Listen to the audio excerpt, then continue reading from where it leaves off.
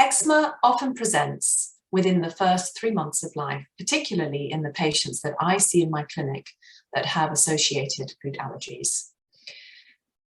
Most children will develop eczema within the first year of life if they're going to develop eczema. There are some conditions called erythema toxicum neonatorum or acne neonatorum, which occurs in the first few weeks of life, which is not eczema, which is more pustular in nature. And there are also dryness of the skin that can occur in infancy, which is also associated with later onset of food allergy. Symptoms of eczema often do disappear and improve with age. So the published data shows that 2/3 of children will no longer have eczema by the time they reach puberty. In my practice, I would say that I often see children under the age of 1 with eczema, and by the time that they're 2, most of my children in clinic have improved significantly and maybe just need moisturizers to manage dry skin. This is a really important question, and it's something that I always discuss with parents in clinic. So there are several factors that contribute towards eczema. The first is genetics. So often when I see a child with eczema in my clinic, one of the parents will have had hay fever during their life. It's often hay fever that I find is associated with eczema in the child. But if a parent or both parents have eczema, the risk of eczema in their child is even greater. And this is because we know that there are certain proteins in the skin, for example, the filaggrin protein, which are really important in maintaining the skin barrier. They form the cement inside the outer layer of the skin in between the cells, which then ensures that the skin is robust and doesn't lose water and is protected against irritants and allergens. If you have a mutation in the gene for filaggrin or other types of skin barrier genes, then you will have a deficit in those proteins in your skin. And so this results in dry skin because the skin is very porous and so loses water. And it also results in skin where things can get in and irritate the skin. So that can be all kinds of environmental things. For example, we know certain things irritate the skin in children like wool or synthetic clothing, high temperatures, but other things in the environment can also cause issues like detergents and bubble bath and things used to wash the child can break down the skin barrier even further. Certain creams that are prescribed for children have a very high pH, which also damages the skin barrier. And so all of these environmental factors contribute towards the skin barrier then being disrupted. There are certain things in the environment like bacteria that colonize the skin in a child that has eczema. And this is partly because the skin barrier is disrupted, but also because we know that children with eczema don't have certain proteins in their skin that fight pathogens like bacteria, like fungi, and like viruses. So when I see children in my clinic that have eczema, I'm always looking to see whether there might be something in the skin that's itchy and potentially inflamed with some infection driving it. And that is also crucial to the way that I manage children with eczema. So I've talked about the genetics of eczema. I've talked about environmental factors that can make the eczema worse. And then there is also possibly food allergy, delayed, mixed, immediate or delayed food allergy. Now this is something that is quite rare in children. It's much more likely to be either a skin barrier defect or an infection that's causing the problem.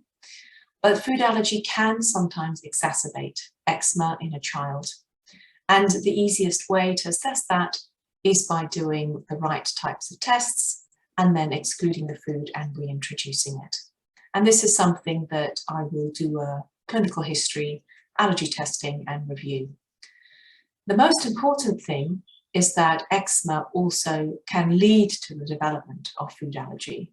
So it's really important to manage eczema not just to prevent flare-ups and prevent infections of the skin, but also to prevent more allergies from developing. The signs of eczema can be varied. So dryness is often a sign of eczema, and then there's inflammation, and that's redness, itching in different parts of the body. The classical parts of the body that are affected in eczema are in infants, the face, so here and here, where they can get a lot of irritants that affect the face, but also the knee and the elbow flexures. In infants, they also get a lot of eczema around the neck when they start teething, because they get a lot of wet dribble rash, which also exacerbates the eczema there. Often children that have eczema also have cradle cap, so I always make sure that I address that if it's present. In children of darker skin tones, they can sometimes have a different distribution of eczema, affecting more of the extensor surfaces of the arms and legs. Classically, in eczema, the nappy area is spared, and that's because the nappy area is quite humid, and so because of that, the skin is protected and doesn't dry out. As the child gets older, you have less of the facial eczema, and you have more classical distribution of the itching and the redness in the flexures. But it can affect the whole body, and I do often see children with severe eczema that affects the whole body. And it's really wonderful to see how simple strategies can make a massive difference to that child's quality of life and the parent's quality of life and their skin condition. I think if the child has got eczema that is not being managed with standard eczema moisturizing creams and is causing the child to itch or scratch, is interfering with their life, then I think it's important to get advice from a medical person who knows how to manage eczema. However, there is a lot of useful resource on the National Eczema Society website. This is a charity for people who have eczema and parents, and they have a lot of useful information on there which you could first access and read about all the different things that can help improve your child's eczema. So treating children's eczema at home is really important. There are lots of simple things that, if done correctly, can massively improve the child's skin condition. So whenever I see a child in clinic, I always do a written eczema treatment plan, and I go through all of these stages in great detail. So the first thing is that the child needs to have a daily bath once they have eczema. This bath should be in water that is not too hot, tepid water, because otherwise the hot water can irritate the skin and the child can start scratching. The bath should not be longer than 10 to 15 minutes, because being in water on its own, or just being in water, can irritate the skin and start scratching, and the skin will be then more susceptible to scratching because the water makes the skin more vulnerable. Doing a daily bath is very important once the child has eczema, because of the fact that the child is unable to clear the skin of bacteria, viruses, and fungi from the skin because it lacks certain proteins in the skin. It also is helpful to have a daily bath so that you are removing residues of other irritant factors on the skin and foods that can potentially sensitize the child through the skin. So when the child has a bath on a daily basis, it's really important also to not use bubble baths or standard soaps or detergents to wash the child. The child, once they have eczema, should leave a non-soap substitute for washing, which is a cream usually that's put onto the child's skin and then rinsed off with water. Once they've had their bath, then they come out of the bath, ideally in a room that's not too cold and not too hot, and the skin is patted down gently with a towel. So these are all practical things that make a massive difference to the skin condition. It is better to have a bath than a shower because the water then imbues the skin with hydration. So that's one simple thing about how to bathe your child with eczema. The second thing is using the right type of moisturizing creams. So I recommend using proper eczema creams that have been studied and using them in a way that is beneficial for the skin. So the first step is how to apply the creams. It's very important to use in young children around 250 grams of the cream, and in older children around 500 grams of the cream per week. So you're using a lot of cream. You need to wash your hands before applying the cream onto your child's skin, and then you need to put a thick layer all over the child, including the face and the scalp if they have a dry scalp. After this, it's very important to ensure that the skin is moisturized using a smooth downward stroke, so like this, and that you're not rubbing the moisturizer into the skin, because that can irritate the hair follicles of the skin.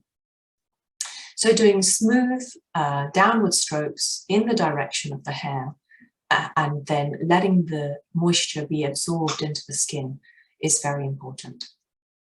There are lotions, creams and ointments that are available, and different children find them suitable.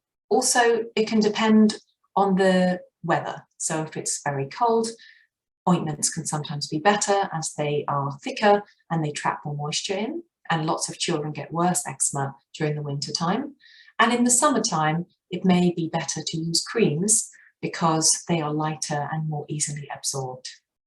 Lotions and creams can sometimes be more irritating than ointments because they contain more water, and so they often need some preservatives to keep the cream from going bad. It's really important to not use a fragranced cream and to try and use a cream that has simple products in it, not too many products. I always tell my parents that before putting the cream all over the body, they just put a little patch on one area of the child's skin to check that the child is not irritated with that cream. The second really important thing that I often see in my clinic is that parents are putting their hand inside a pot of an ointment. What happens if they do that is that they then contaminate the pot with bacteria, and then that pot stays at room temperature and lots of bacteria grow in that pot.